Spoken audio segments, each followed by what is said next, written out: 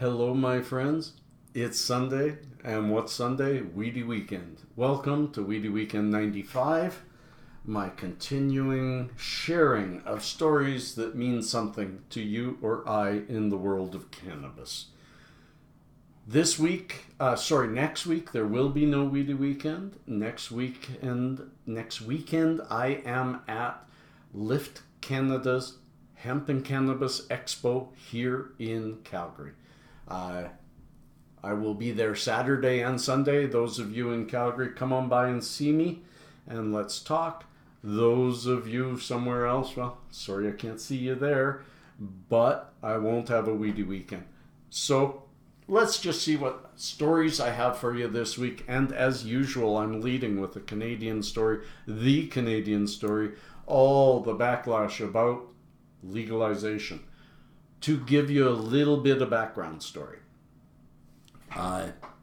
Last week, I covered on Weedy Weekend 94 that the government has tabled the briefing about how recreational legalization will happen.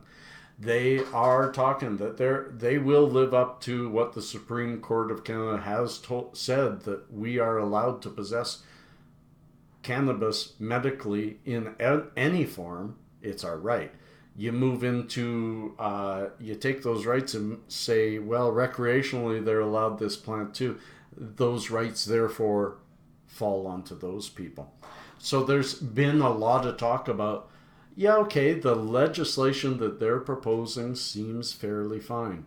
However, they are not touching on the things that are really important to Canadians. The things that I get angry. I'm sorry. The things that mean the most to Canadians. And the Liberals since 2012 came forward with, we got to stop simple possession charges. People's lives being turned upside down because of a criminal record for something that we're proposing should be legal. This has to stop. This has to be better. Then they come forward with the legislation and say, but in the meantime, prosecution is as normal. Keep prosecuting possession, trafficking, everything. It is ridiculous. It is absolutely ridiculous. And that's why this first story from the CBC, I thought I'd share with you. And it really, I had 5 or 6 stories, all of which were along the same line. So I picked this one as the best one. And I'm quoting from this. Prime Minister Justin Trudeau says that when his late brother Michael was charged with pot possession, his father's resources, legal network, and connections helped make the charge go away. And that he will introduce a process to help other Canadians with pot-related charges after recreational marijuana becomes legal. Why after? Why he is therefore saying for the next year and some until we legalize this, we're going to continue to spend taxpayer dollars to push possession charges. And then, when it's all done, we'll introduce new legislation to help people apply for pardons and stuff like that for the charges that we otherwise should not have even put on them. It's a dumb thing. Trudeau made the comments at a town hall hosted by Vice Media, during which the Prime Minister was asked by a member of the audience who had been charged with pot possession what Trudeau would say to someone in his position. The Prime Minister answered the question by relating the story of how his late brother had been in a terrible car accident while driving to Ontario from the West Coast. When the police arrived at the scene, they found a couple of joints in the wreckage and charged Michael with possession. When he got back home to Montreal, my dad said, okay, don't worry about it. He reached out to his friends in the community and got the best possible lawyer and was confident he was going to be able to make the charges go away. Most of us can't do that. We were able to do that because we had resources. My dad had a couple of connections and we were confident that my little brother wasn't going to be saddled with a criminal record for life. Trudeau went on to say how people from minority communities or without the finances or connections to make a pot possession charge go away are treated unfairly under the current system when Canada is supposed to be fair for everybody. He's talking out of the corner of his mouth. He can make those charges go away before they happen, not after the fact. That's double spending of taxpayer dollars. Let's spend taxpayer dollars to arrest all these people. Then later, let's spend taxpayer dollars to get them off. It's just creating more work for government. Bigger government is the liberal way.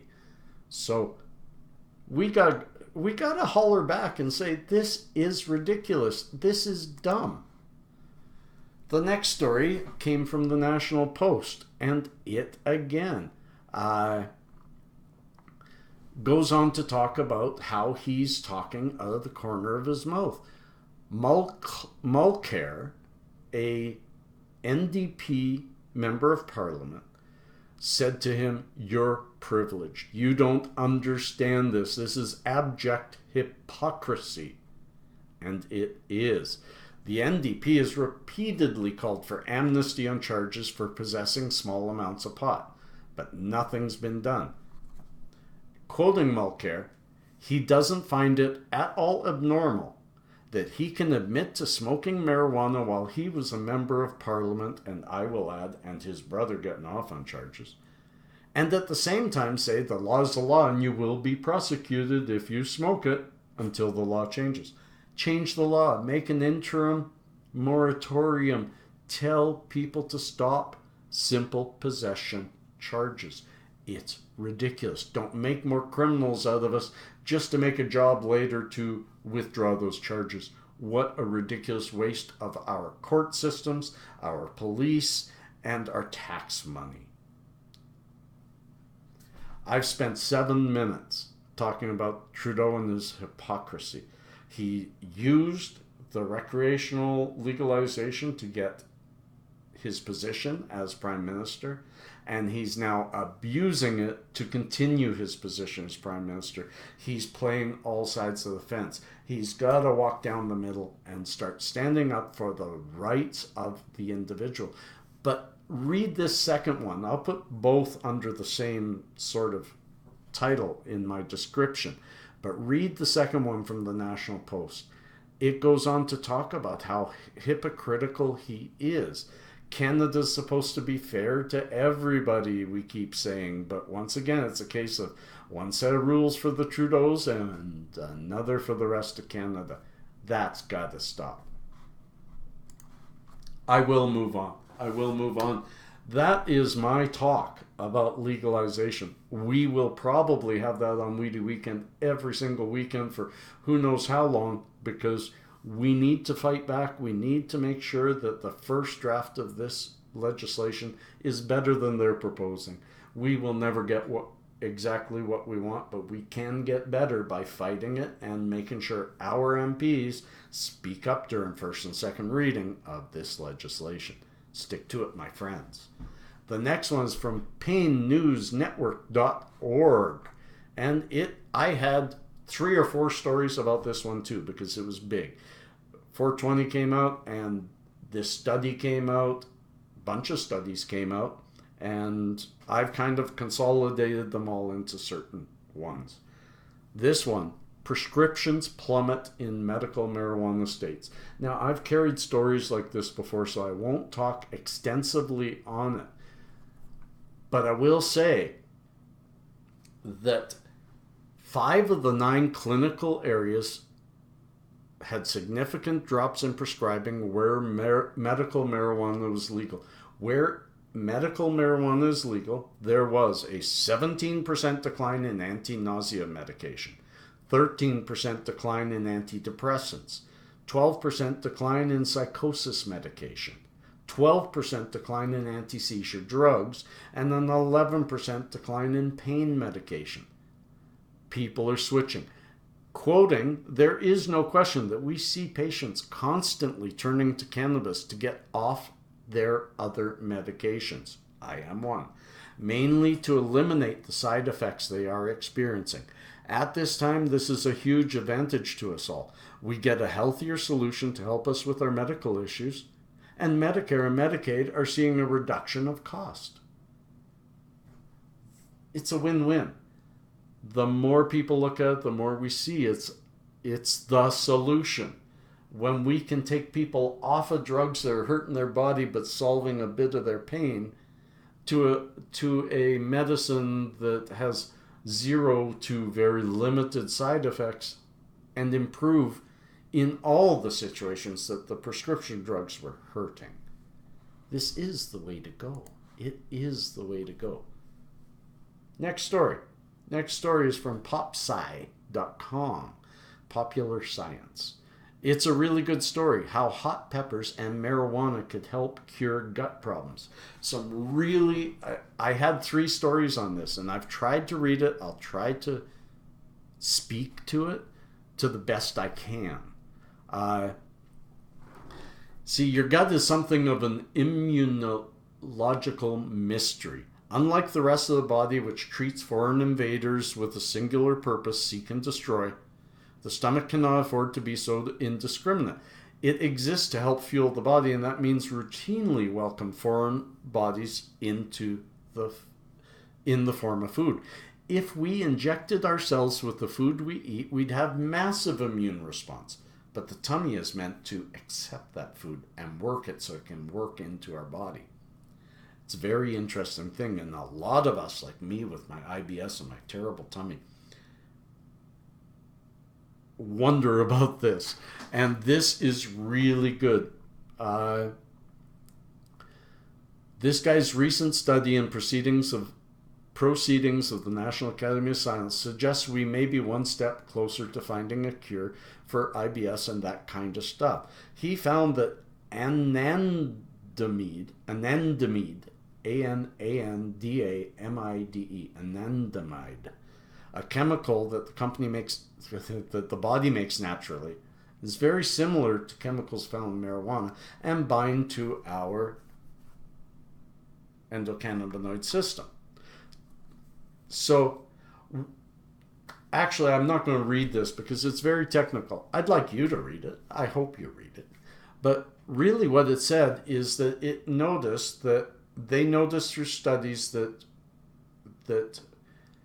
if to inactivate the cells in the tummy that work on accepting instead of rejecting the food that's in there, heat tended to inactivate these cells better. The particular stuff in hot peppers and hot foods does the same thing. It's very interesting that they don't know how these cells know that it's getting warmed up, but once they get warmed up, they open up and they do their work. If physically hot temperatures can enact immune cells, would capsaicin, the chemical that makes chili peppers feel hot, do the same? The answer was yes. So it's really interesting. Now, this study was only in mice, and there's a lot more to come. So I do suggest you read this, find out more, but do some, like most of us with this marijuana troubles. I used to think, if I take some hot sauce, then my stomach's going to hurt. But this is saying that if done right, it can help your gut disorders, not hurt them. I always say it burns going in, burns going out, but what about in between? If it burns going out, but it helps while it's in between, I may be okay with it. That's the story of that. Now, and I will have 2 stories about that, because also menshealth.com has come up with another just story on the same study. They talk about the same thing, but it talks about how this can help with colitis, type 1 diabetes, many different things. It is an interesting story, and that's why I'm sharing both. I don't have anything specific on this story to read to you, except for the fact that it's 2 stories, one subject. So menshealth.com and Popular Science. And that leads us to the final thing. And this is again in the legalization network, so to speak, is at 420. Amid all the uncertainty about the federal government's plan to legalize marijuana by mid-2018, a culinary mystery stands out. How will marijuana-infused products, commonly called edibles, fit into the legal regime? Now, we did say that they said it will be legal, and they will be working with Health Canada on providing rules around it. This is an important part because this is finally the mom and pop businesses standing up and saying we deserve to be involved in this piece of legislation. And I'll read this because I agree with them. I said all along, craft marijuana needs to be out there like craft beer. We can't just have liquor board companies that sell liquor. We have little mom and pop businesses that sell beer. We need to be able to have that in the marijuana industry. Mom and pop need to have a foot in that door. People need to have the right to choose from where they buy. Now, I'll read this. A lot of these businesses are for patients, by patients, said Lisa Campbell, a co-founder of the event and advocate with the Cannabis Friendly Business Association. And that's what we're trying to tell the government, is that we're not some criminal network. It's literally mom and pop edible businesses that want a piece of the legislation and deserve a piece of this legislation. Campbell and fellow co-founder Sarah Gillies started holding the Green Market event last year after Toronto police raided a series of marijuana dispensaries in May operation called Project Claudia. Police seized large amounts of medical marijuana in those raids. A responsible alternative. This I'm going to read right out. To pro-cannabis campaigners like Campbell, the Project Claudia raids deprived medical marijuana users of a way to get their medicine. In 2015, the Supreme Court of Canada unanimously upheld the right of legal medical marijuana patients to access marijuana in edible and, shall I add, all forms, following a court challenge from BC cannabis activists and edible baker Owen Smith. One Ontario woman who was selling artisanal marijuana-infused fudge at the Green Market under the name Mrs. Fudge Maker is one of those patients. She eats a small piece of fudge each morning to help control her rheumatoid arthritis. I can tell you, I have moved so far from smoking. I don't smoke anymore. I barely even vape. I'm mostly just edible. The edible market is an important market, but it's also one that should not be left to these licensed producers. They've already screwed up just regular plant life by putting bad pesticides to the plants. Imagine what kind of corners they might cut in the name of profit to bring food to you. I would much rather patients be cooking my food than profiteering people cooking my food. You know, I do rely, I take CBD in the morning and THC in the evening. I may even start taking some CBD in the morning for the gut. Edible is the way to go. Edible's the new frontier of this medicine, and we need to learn more, not pull it back. So all of you, that's the end of Weedy Weekend 95. And I encourage you all, if you're here in Canada, write to your MPs, write to Trudeau and say, you're only going halfway. It's unfair of you to make criminals out of us Canadians just to later use taxpayer money to try and reverse that decision. Reverse the decision before it's made. My friends, peace and cheers, love and harmony. Find people without smiles today. They need yours. Peace and cheers.